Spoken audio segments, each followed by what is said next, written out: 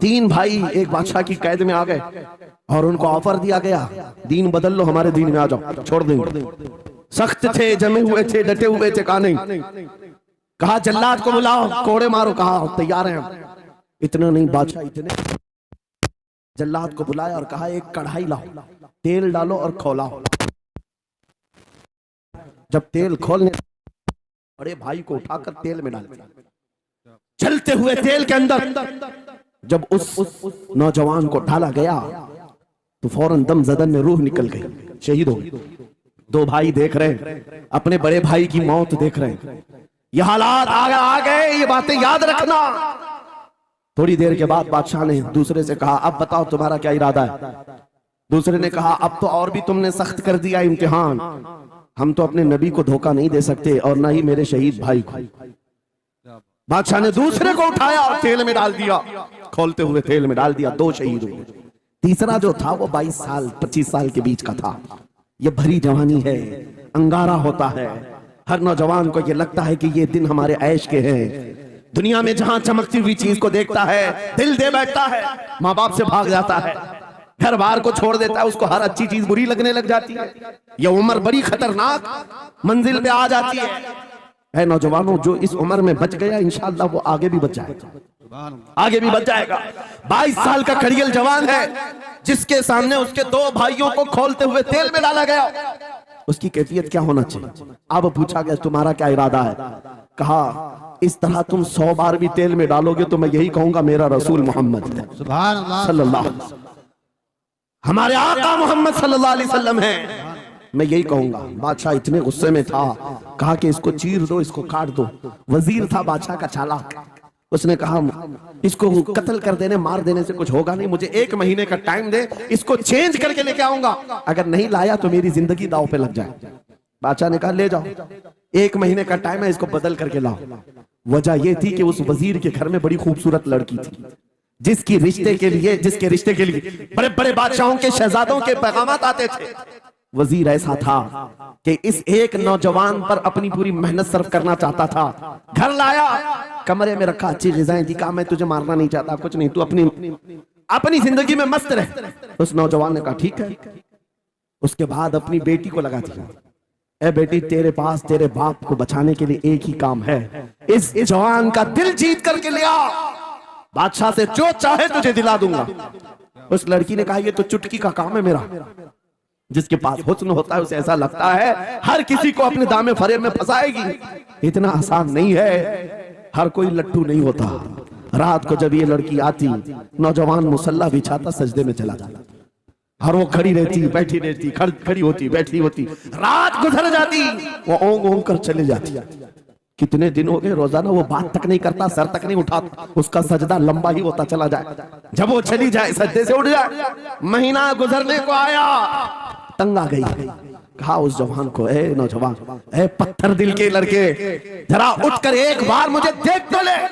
मेरे हुस्न को देखने के लिए बादशाहों के शहजादे बेचैन रहते हैं, बड़ी बड़ी जगहों से मेरे निकाह के पैगामात आते हैं, मगर मेरे बाप की इज्जत की सलामती के लिए मैं तेरे साथ लगी हूँ।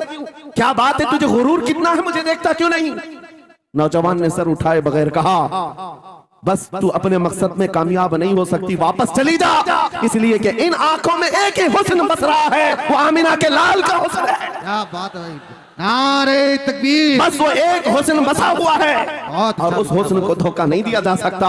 सुभान अल्लाह। वो खातून के दिल में, उस लड़की के दिल में ऐसी हैबत तारी हो गई, ऐसी हैबत तारी हो गई, कपकपाने लग गई और खड़ी होकर कहने लगी मैं दिल से गवाही देती हूँ कि तू भी सच्चा है, तेरा दीन भी सच्चा। सुभान अल्लाह, सुभान अल्लाह। उठ जा, मुझे आजाद कर इस तमाम वाहियात जिंदगी से, मैं तेरे साथ आने को तैयार हूँ, तेरे दीन में भी और तेरे निकाह में भी। नौजवान खड़ा हुआ, कहा कि ये ईमान लाई हूं। उस खातून ने कहा मैं तेरी बेड़ियां खोलती हूँ, मैं यहाँ से जाने का रास्ता फराहम करती हूँ।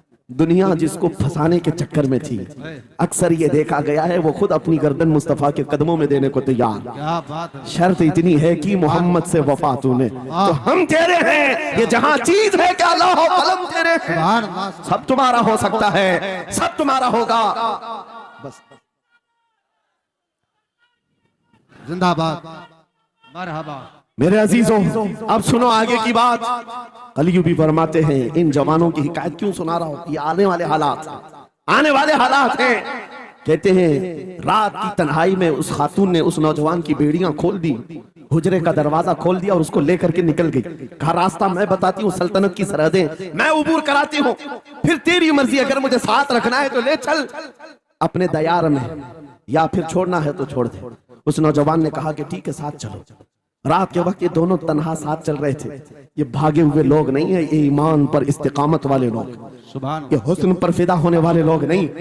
रात के वक्त जब चल रहे थे, आधी रात गुजरी हुई थी, अचानक घोड़ों के दौड़ने की आवाज आई। बहुत अहम बात कर रहा हूं, घोड़ों के टाप की आवाजें आने लग गई। अब ये दोनों डर करके एक दरख्त के पीछे छुप गए। उन्हें लगा बादशाह को खबर हो गई, बादशाह ने हमें पकड़वाने के लिए पूरी फौज भेज दी है। वजीर को भी पता चल गया होगा। ये डरे सहमे हुए दरख्त के पीछे छुपे हुए थे कि अब क्या होगा इसके बाद। घोड़ों के दौड़ने की आवाज कम होती गई, कम होती गई, और इनके दरख्त के आगे आकर सारे घोड़ों की आवाज रुक गई, सब रुक गए। और ये दरख्त के बाहर सर नहीं निकाल रहे थे। बाहर आई हुई जमात ने इनका नाम लेकर पुकारा, फलां बिन फलां बाहर आ जाओ। ये नौजवान कहता है जब मैं बाहर आकर देखा, ये बादशाह की फौज नहीं थी, इसके दोनों शहीद भाई पूरी जमात के साथ घोड़ों पर सवार हैं। सुभान अल्लाह। जिनको बादशाह ने खोलते हुए तेल में डाला था, वो घोड़ों पर सवार आ रहे हैं। नौजवान देख करके हक्का बक्का रह गया। पूछा भाईजान आप कैसे आए, आप कैसे आए? उन दोनों भाइयों ने कहा, ऐ हमारे नन्हे भाई क्या तुझे पता नहीं, अल्लाह ने फरमाया वला तक़ूलू लिमन युक़तलु फ़ी सबीलिल्लाहि अमवात बल अहयाउ वलाकिन ला तशऊरून। जो अल्लाह की राह में मारे जाएं उन्हें मुर्दा मत कहो, वो जिंदा है, तुम्हें उसका शऊर नहीं। ये सिर्फ तू हमें देख रहा है, पहचान रहा है। तुझे पता है ये जो जमात हमारे साथ आई है आम लोगों की नहीं, ये बदर खंदक के सहाबा की जमात है। सुभान अल्लाह, सुभान अल्लाह, बहुत अच्छा, मरहबा। अल्लाह। बात सिर्फ इतनी है, बात सिर्फ इतनी है, अगर तुम अल्लाह के सच्चे बंदे बन जाओ, हुजूर के वफादार बन जाओ, पूरी दुनिया तुम्हारे लिए घुमा दी जाए, हालात तुम्हारे लिए बदल दिए जाएंगे। थोड़े दिनों की बात है, इसीलिए इकबाल ने कहा था, सच्ची बात है नौजवानों, मेरा पैगाम ये है, अगर सुनना है तो सिर्फ इतना है, कुफ्र दम तोड़ देगा टूटी हुई शमशीर के साथ, कुफ्र दम तोड़ देगा टूटी हुई शमशीर के साथ। घर तुम निकल आ जाओ एक बार नारे तकबीर के साथ। नारे तकबीर, नारे रिसालत, नारे गौसियत, लब्बैक या रसूल अल्लाह, लब्बैक या रसूल अल्लाह, नारे तकबीर। अब बात ये सुनकर के चलो, दो मिसालें मैंने तुम्हारे सामने रखी, एक सैयदना खालिद बिन वलीद की, एक ये तीन नौजवान भाइयों की। दोनों जगह पर भी मैंने आपके सामने रखा दुनिया ने किस जरिए से हमें खरीदने की कोशिश की। खालिद बिन वलीद के जवानों को भी दुनिया औरत और दौलत से खरीदना चाहती थी, इन तीन जवान भाइयों को भी दुनिया दौलत और औरत से खरीदना चाहती थी। आज भी वही सिचुएशन है। आज अगरचे सामने तुम्हारे सामने नहीं लाया जाता, लेकिन हर एक की मुट्ठी में इंटरनेट पहुंचा करके, गंदी तस्वीरें तुम्हारे सामने पहुंचा करके तुम्हारे ईमान को खरीदने की दुनिया कोशिश में लगी हुई है। आपको पता है पूरी दुनिया की सबसे बड़ी इंडस्ट्री पोर्नोग्राफी की है। ये बॉलीवुड और हॉलीवुड कुछ नहीं लगते उसके सामने। पोर्नोग्राफी जो और यहाँ गंदी फिल्में बनाने वाली इंडस्ट्री सबसे बड़ी है, करोड़ों अरबों डॉलर उसमें खर्च किए जाते हैं। किस वजह से? तुम्हारी आंखों की हया खत्म हो जाए, तुम्हारे ईमान का कत्ल हो जाए। आज नौजवान ये समझता है मेरी मुट्ठी में मोबाइल है, मुझे कौन देख रहा है। ये घर के अंदर तारीकी में बैठ करके अपनी आंखों का सौदा कर रहा है। इन और यहाँ तस्वीरों को तुम अपनी उंगलियों के पौर से हिला हिला करके देख रहे हो। एक बात याद रखना, हो सकता है तुम्हारी माँ से पोशीदा है, तुम्हारे बाप से छुपी हुई हरकत है, तुम्हारे भाई और दोस्तों से छुपी हुई हरकत है। कुरान कहता है यअलमु खाइनतल अयुनि वमा तुख्फी सुदूर, वो अल्लाह है जो तुम्हारी आंखों की खयानत को देख रहा है, तुम्हारे दिलों में छुपे हुए हालात को भी वो जानता है। इसलिए याद रखना, आज हमारी की हुई हरकतों के लिए मेरा मौला फरमाता है फमन यअमल मिस्काल ज़र्रतिन खैरन यरा वमन यअमल मिस्काल ज़र्रतिन शर्रन यरा। जो एक राई के दाने के बराबर भी नेकी करेगा, कयामत के दिन वो भी दिखाया जाएगा, और एक राई के दाने के बराबर बुराई करेगा वो भी दिखाया जाएगा। लुकमान हकीम ने अपने बेटे को यह नसीहत की थी, या बुनय्या इन्नहा इन तकुन मिस्काल हब्बतिन मिन खरदल फतकुन फी सखरतिन औ फी समावात औ फिल अर्द याति बिहा अल्लाह। लुकमान हकीम उनका नाम है जिनका जिक्र कुरान में आया है, अगरचे नबी नहीं है, लेकिन अपने बेटे को क्या नसीहत किया था, बेटा अगर तू बुराई करेगा चाहे पहाड़ की चट्टान में अंदर जाकर या आसमानों में जाकर या जमीन में अंदर जाकर, कहते कहीं जाकर कर ले, याती भी अल्लाह, अल्लाह वो तेरे सामने लाएगा, अल्लाह तेरे सामने लाएगा। क़यामत के दिन बेआबरू होना हो, जलील और रुसवा होना हो, तो फिर आपकी मर्जी। इदा लम तस्तही फस्ना मा शि'त, जब तुम्हारी हया निकल जाए तो तुम जो चाहो कर लो, और अगर ईमान की हया बाकी है तुम्हारे हाथ पैर कांपने चाहिए, तुम्हारे हाथों में कपकपी आ जाए मैं क्या करने जा रहा हूं। ऐ नौजवानों, आज वही सिचुएशन दोबारा आई है, तुम्हारी आंखों को खरीदने के लिए करोड़ों डॉलर लगाए गए। तुम्हें एक बात याद है, बरेली से बड़े करीब रहते हो, ये आला हजरत का